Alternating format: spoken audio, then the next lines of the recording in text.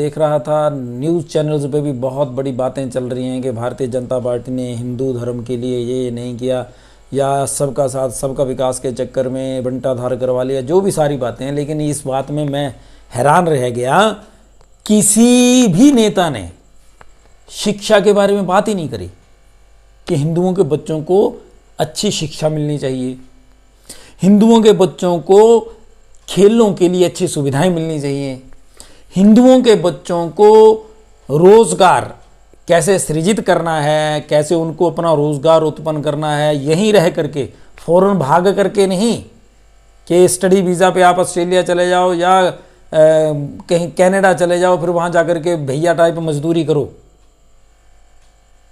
ठीक है ना, किसी ने नहीं बोला। हाँ, मंदिरों के पैसे कितने हैं, मंदिरों पे कितना चढ़ावा चढ़ा है, ये सारी गणना चल रही है। हिंदू गवर्नमेंट है सेंटर में, बदल सकते हैं ये कानून। क्यों हिंदू मंदिरों के ऊपर सरकारों का कब्जा है? कभी आपने सुना मस्जिदों में कितना पैसा है? कभी गिना गवर्नमेंट ने? कभी आपने सुना चर्च का कितना पैसा है गवर्नमेंट गिन रही है? कभी सुना गुरुद्वारे का कितना पैसा है? बौद्ध धर्म के मठों में कितना पैसा, कभी सुना आपने? नहीं सुना। ये हिंदू जो अपने आप को ये उनकी सच्चाई मैं आपको बता रहा हूं। दिल में अगर परिस्थिति को बदलने का जज्बा हो ना, दम भगवान दे देता है, लेकिन इनके मन में है ही नहीं। इन्होंने कांग्रेसीय, बीएसपी, समाजवादी पार्टी, आम आदमी पार्टी, यहां से वहां से सबको इकट्ठे करके बस हमें तो जीतना ही है, हमें और कोई मतलब नहीं किसी चीज से, हमें सरकार बनानी है और कोई मतलब नहीं, वर्कर हो चाहे कार्यकर्ता हो चाहे वोटर हो, ये सब ऐसी तैसी में जाएं। तो वही किया। अब खामियाजा तो इन्होंने भुगता है।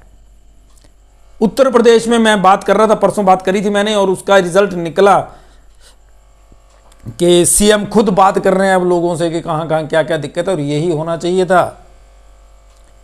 लेकिन हिंदू मंदिरों वाला मुद्दा बड़ा महत्वपूर्ण है। हिंदू मंदिरों का पैसा, जो भी आमदनी होती है, सब दूसरे धर्मों के लोगों की सेवा में चली जाती है।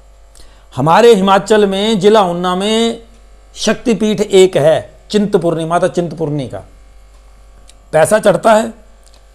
अब वो पैसा इन्होंने, मैं आपको बताऊं, रेन शेल्टर्स टाइप कुछ इतने हर कुछ जहां जहां इन्होंने चाहा, जो जो इनको लगा कि ये यहाँ पे मेरा एरिया है, ये ऐसे काम जिसमें पैसा आता हो, कंस्ट्रक्शन का, रेन शेल्टर बनवा दिए। ज्यादातर टूटे हुए हैं, ज्यादातर बैठ गए, उनका जो मार्बल लगा सारा बैठ गया। चिंतपूर्णी के रास्ते में जाते हुए देख लें, होशियारपुर से लेकर के चिंतपूर्णी तक, वहां पे यही हाल है। ऊना में, आप मैं बताऊं, हरोली में बनाए हैं, चिंतपूर्णी ट्रस्ट ने हरोली में जाकर के रेन शेल्टर बनाए हुए हैं, बस स्टैंड गांव में।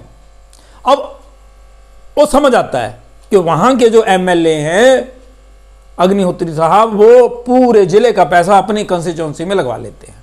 लेकिन बाकी एमएलए क्या करते हैं? चाटुकार टाइप, इनको नहीं दिखता, इनके हिस्से में नहीं आता माता का पैसा, पहली बात। दूसरी बात, जरूरत नहीं है रेन शेल्टर्स की, बसें तो है नहीं एचआरटीसी की, प्राइवेट बस कहीं भी रुक जाती है। एचआरटीसी की बसेस तो हमारे लोकल रूट्स पे चलती नहीं, तो फिर हमें रेन शेल्टर्स की क्या जरूरत है? बताओ, रेन शेल्टर क्यों चाहिए? हर 100 मीटर बाद लोग जहां भी घर के बाहर निकले, सरकारी बस तो आती नहीं, प्राइवेट बसें जाओ कहीं भी रुक जाती हैं। ठीक है ना? हाँ, स्कूलों में आप देख लीजिएगा, बड़े बड़े भवन, मास्टर नहीं है, भवन, बड़ी बड़ी बिल्डिंग्स है हर स्कूल में। ग्राउंड होगा तो ग्राउंड का बेड़ा गर्क कर दिया इन नेताओं ने और ब्यूरोक्रेट्स और ठेकेदारों ने मिलकर के। स्कूल्स के ग्राउंड खत्म कर दिए, बिल्डिंग खड़ी कर दी। ना वहां पे टीचर है, अब टीचर नहीं है तो बच्चे भी नहीं है, भूत बंगले टाइप खड़े करे हैं हर जगह।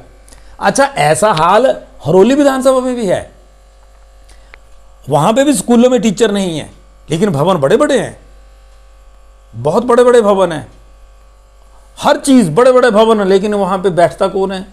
किस यूज में? आप भवन क्यों बनवाते हैं? क्योंकि उसमें खाया जाता है कमीशन, उसमें खुला पैसा आता है। अब जब टीचर लगाया जाएगा सरकारी, वो तो अपनी सैलरी अपनी जेब में रखेगा और टैक्स देगा सरकार को। तो नेता बोलते हैं कि या तो ठेके पे करा जाए, जैसे मैंने बताया था ये जो एनटीटी वाले लोग रखे जाएंगे प्री प्राइमरी में तो 1 महीने का 1,20,00,000 रुपया प्राइवेट कंपनी को प्रॉफिट देगी सरकार, ठेके पे काम का। साधारण जनता जो वोटर है, जो वोट डाल करके झंडे झंडे खींच खींच करके लेके जाते थे, उनको 8,000 रुपया दिया जाएगा और पक्के नहीं होंगे। अगर मैं गलत बोल रहा हूं तो कंप्यूटर टीचर्स जो सरकारी स्कूलों में हैं उनसे पूछ लेना कितनी बढ़ गई तनख्वाह इतने सालों में। लेकिन जनता को पूछना पड़ेगा, प्रश्न आपको तो करना पड़ेगा। आप क्यों नहीं पूछ रहे? ये जो चाहे भारतीय जनता पार्टी है चाहे कांग्रेस है, आप लोगों को इनसे प्रश्न करना है, क्योंकि जो चिंतपूर्णी माता का मंदिर ट्रस्ट है, इनको चाहिए क्षेत्र में इंस्टीट्यूट बना दे, या अगर इंस्टीट्यूट है तो वहां पे स्टाफ रेगुलर उनकी सैलरी यहीं से यही दे दे, कुछ कंस्ट्रक्ट कराने की जरूरत नहीं।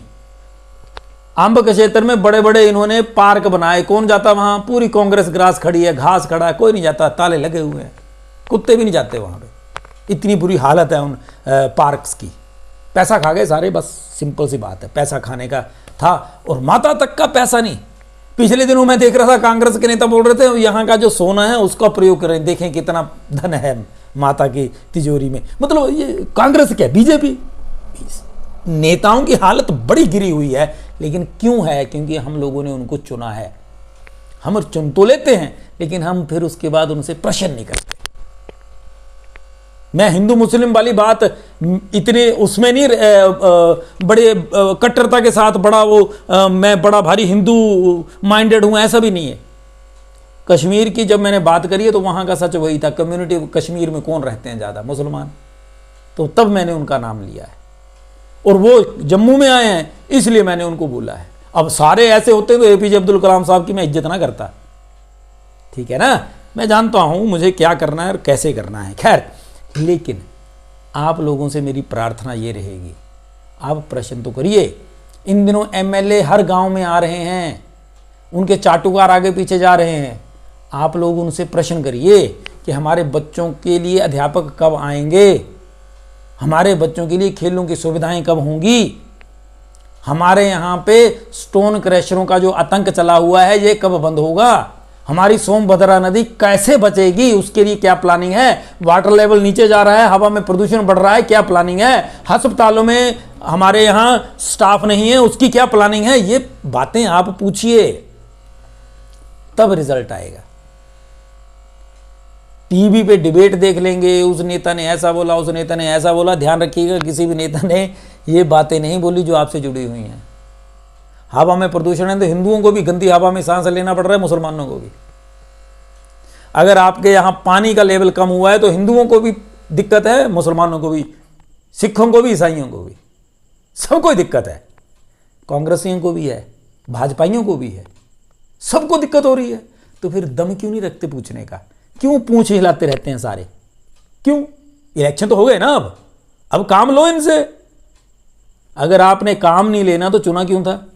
और अगर चुना है तो फिर काम लो, सिंपल सी बात है। वरना आरोप मत लगाओ किसी के ऊपर, क्योंकि जिम्मेदारी अपना भाग्य लिखने की आपके अपने हाथों में है। अगर आप अपने लिए, अपने बच्चों के लिए कुछ नहीं कर सकते तो फिर आपको आरोप लगाने का कोई अधिकार नहीं। छोटी इतनी इतनी सी जमीन होती है घर के आसपास, एक एक उंगली की, लड़ते हैं ना कुत्ते बिल्लियों की तरह, तब दम कहां से आ जाता है? घर में कोई बात बोल दे ना जरा सी, काटने दौड़ते हैं एकदम से। क्यों? तब गर्मी बहुत है। लेकिन जब अपने बच्चों के भविष्य की बात करनी हो, आपके क्षेत्र में जीवन यापन की बात करनी हो, तब सांप सूंघ जाता है। जहां पे बोलना चाहिए, जहां मर्दानगी दिखानी चाहिए, जहां दम दिखाना चाहिए, क्यों ऐसा होता है? विचार करिए अपने आप पे। अगर आप विचार करेंगे तभी निदान होगा। जय हिंद, जय भारत।